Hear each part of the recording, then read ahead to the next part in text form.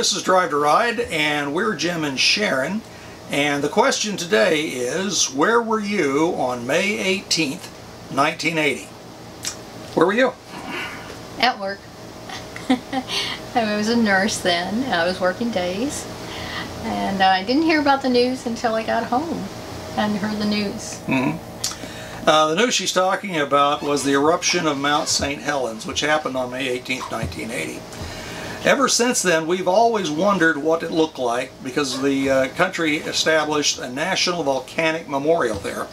And so this is our ride to see the Mount St. Helens Volcanic National Memorial. Now, whenever we started out that morning, it was kind of iffy because it was very cloudy. In fact, we thought it was going to rain. But it had been 97 the day before, and it was going to be another hot day, so I said, let's go to the mountain. And it was cooler to go up into the elevations on the mountain. Yep, so this is our experience. You'll see that the clouds did eventually give way, and we got to see something of the mountain. So please watch and enjoy it.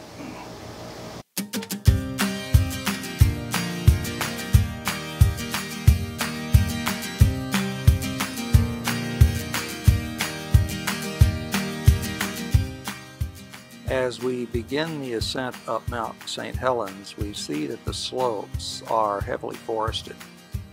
When the eruption happened in 1980, all of the trees for about an 18-mile radius were knocked flat.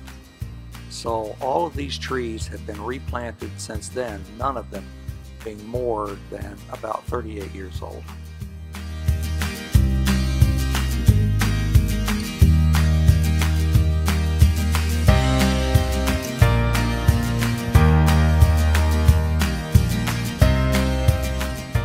So you may wonder where and how the mountain got its name.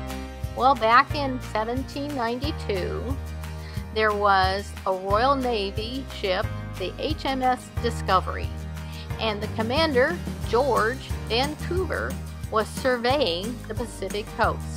And he saw the mountain, and it is the first recorded sighting at that time, and he named it for a baron, St. Helens.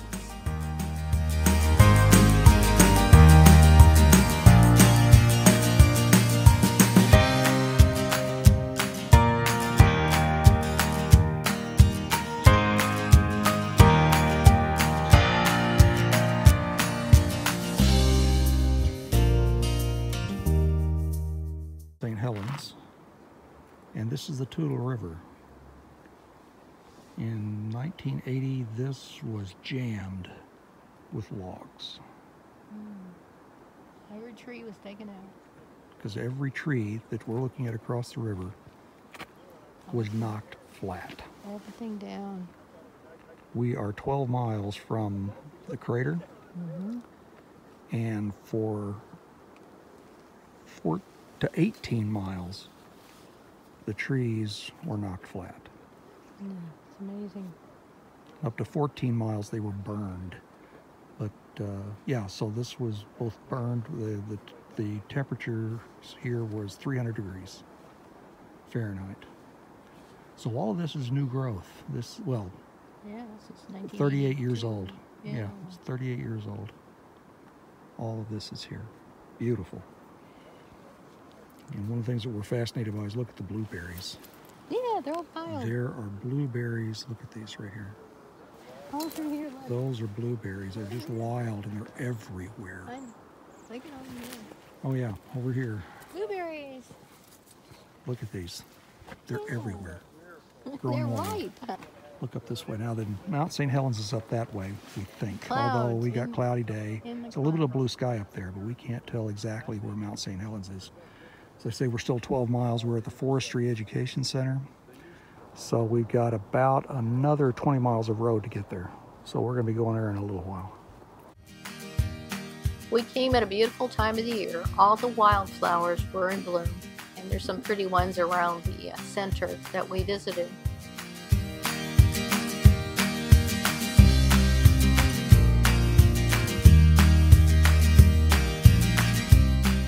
As we left the Forest Learning Center, we still didn't know if we were going to be able to see the crater once we got to the visitor center at the top. the clouds were very low, and in places we could see the clouds literally flowing down the sides of the mountain.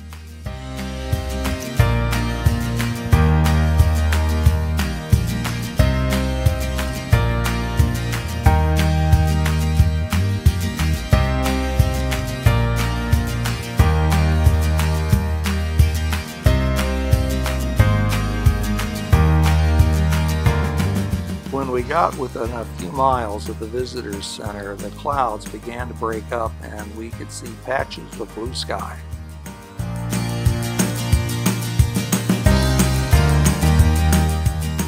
As we could see more blue sky, the clouds were still covering the crater.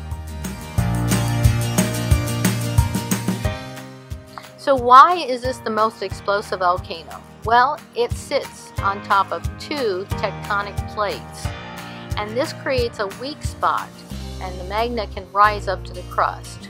And in 1980, eruption was the most destructive. 185 miles of highway were destroyed, 250 homes, 47 bridges, 15 miles of railway, so 230 miles flattened trees and buildings with a cost over $1 billion.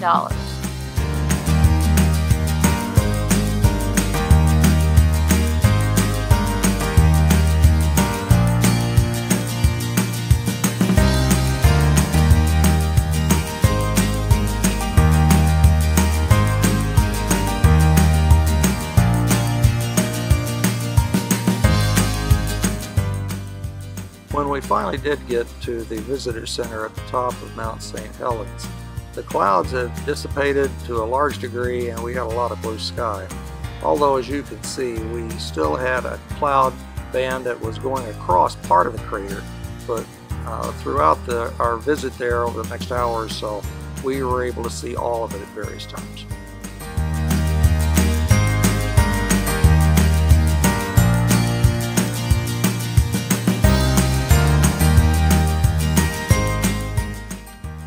Prior to May 18, 1980, when Mount St. Helens erupted, this was a symmetrical mountain. On that morning, there was a violent earthquake that caused the left side of the mountain, as you're looking at it, to slide down into Spirit Lake. After that, the top of the mountain literally blew off, and lava flowed from the crater down into the valley before you, leaving the desolation. This photograph is about 6 miles from that crater. Well, I hope you enjoyed our video of the mountain and the mountain that blew its top. We did. It was a beautiful day, a beautiful ride. It was much cooler than where we had the camper, and it didn't rain on us. Yeah, it was really a nice ride. It is something that we recommend that everybody get to go see. And whenever you have the chance, if you're in the Washington area, make sure that you put Mount St. Helens on your list of things to go see. And if you enjoyed our rides, come along and see our other rides as we go and enjoy this beautiful country. We always appreciate a thumbs up and a subscribe. So we'll see you again. Thanks. Thanks for watching. The mountain, the volcano, the crater.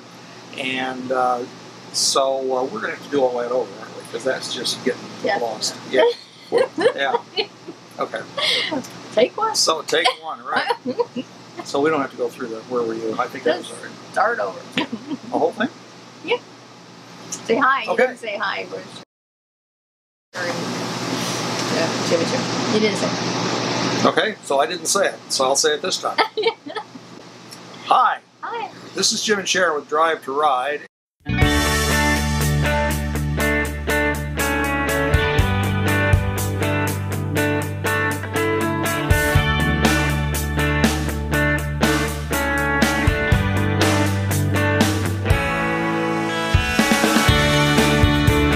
Howdy, partner. Now you come along for the ride, and you come and subscribe, and, you know, thumbs up, hit that bell.